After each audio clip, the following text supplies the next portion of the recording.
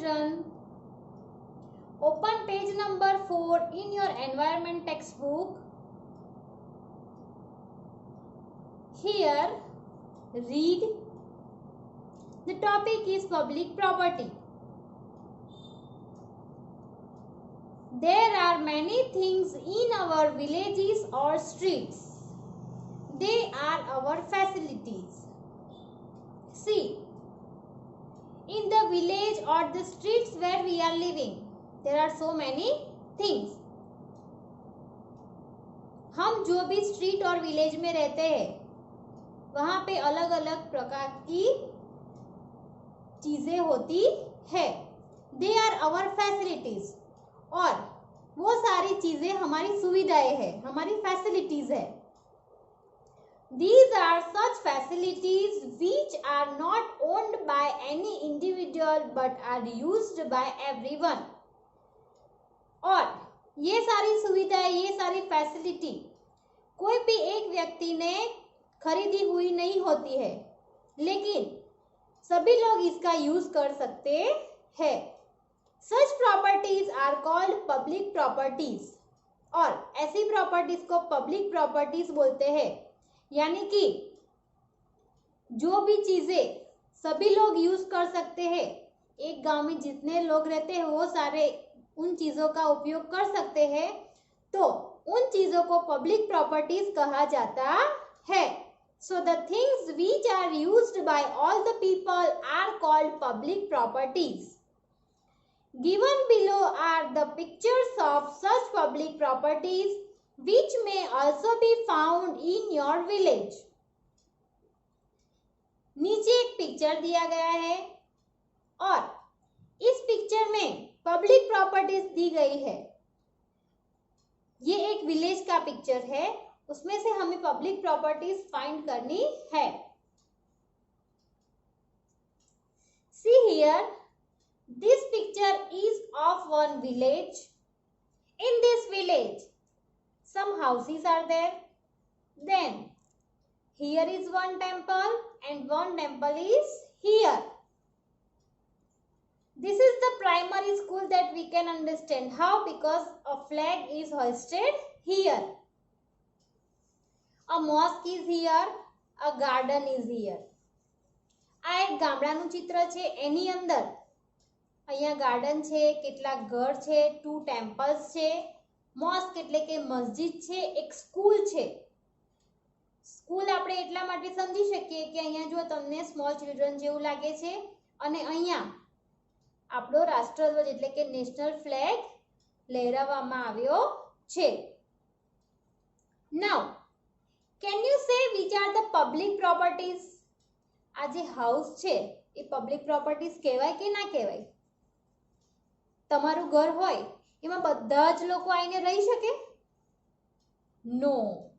તમારા જેટલા family members છે એ જ એ ઘરમાં રહી શકે, બાકી બીજા બધા આવીને કાયમ ત્યાં રહી શકે નહીં. એટલા માટે એ પબ્લિક પ્રોપર્ટી ના કહેવાય. અહીંયા ગાર્ડન આપેલો છે. આ ગાર્ડનની અંદર એવું હોય કે એક ફેમિલી ત્યાં રમી શકે, કે તમે કે તમારો ભાઈ હોય કે તમારી બહેન હોય, તમે બે જ રમી શકો અને બીજું કોઈ આવે તો તમે એને ના કહી દો કે તમારે અહીંયા નહીં રમવાનું. એવું પોસિબલ થાય? નો. ગાર્ડનમાં તો આખા વિલેજમાં જેટલા લોકો રહેતા હોય એ બધા જ ત્યાં રમી શકે. So this is the public property. આ ગાર્ડનને શું કહેવાય? પબ્લિક પ્રોપર્ટી કહેવાય. કેમ? કારણ કે આખા ગામના બધા જ લોકો એનો યુઝ કરી શકે છે. Another thing, temple.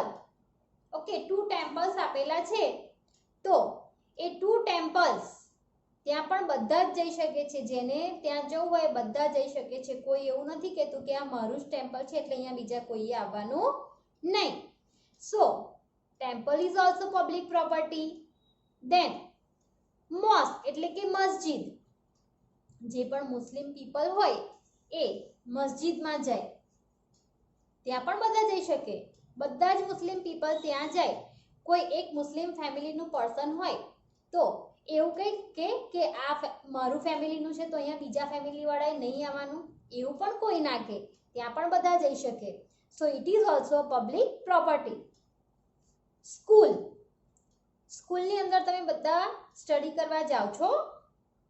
યસ, બધા જ જાઓ છો અને બધા અલગ અલગ ઘરેથી આવે છે. તો એ કોઈની પર્સનલ પ્રોપર્ટી નથી, એ પબ્લિક પ્રોપર્ટી કહેવાય. શું કહેવાય એને? Public property. Then what can you see another thing in this picture? તમને વોટર જેવું કશું દેખાય છે? ક્યાંય પાણી જતું હોય એવું? યસ, અહીંયા તમને વોટર દેખાય છે. So may be this is the river or lake. River હોય અથવા તો લેક હોય. Okay, it is also public property. એને પણ પબ્લિક પ્રોપર્ટી કહેવાય. Understood? Okay, now see on the next page. Page number 5.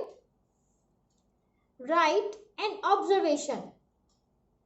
Whatever things you observed on page number 4 in the given picture. જે વિલેજનું picture આપ્યું છે એમાં તમે શું ઓબ્ઝર્વ કર્યું એ તમારે અહીંયા લખવાનું છે. According to the given question, question શું આપ્યો છે એ પ્રમાણે તમારે એના આન્સર્સ પિક્ચરમાંથી લખવાના છે. Which are the public properties? કઈ કઈ પબ્લિક પ્રોપર્ટીઝ આપેલી છે પિક્ચરમાં?